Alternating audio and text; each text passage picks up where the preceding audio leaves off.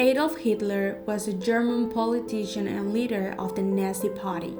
He rose to power as Chancellor of Germany in 1933 and then as Führer in 1934. During his dictatorship from 1933 to 1945, he initiated the Second World War in Europe by invading Poland in September 1939. He was heavily involved in military operations during the war and was instrumental in the perpetration of the Holocaust. During the First World War, he enlisted as a volunteer in the Bavarian army.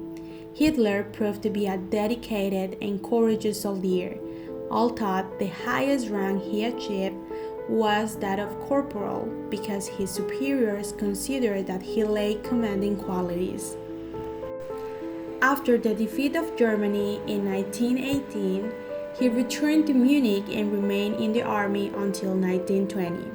He was appointed training officer and was assigned the task of immunizing the soldiers under his command against pacifist and democratic ideas.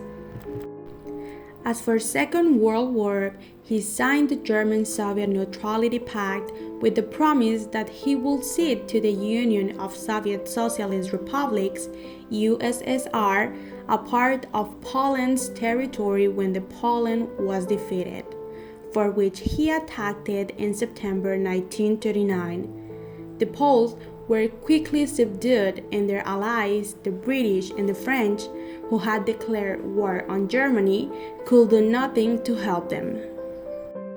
Hitler's forces invaded Denmark and Norway in the spring of 1940, and a few weeks later defeated troops from the Netherlands, Belgium, and France. Britain's defeat was averted by the intervention of the Royal Air Force, which repulsed the Luftwaffe. He turned his attention to the Soviet Union. Adolf Hitler's first step was to conquer the Balkan Peninsula to protect this flank.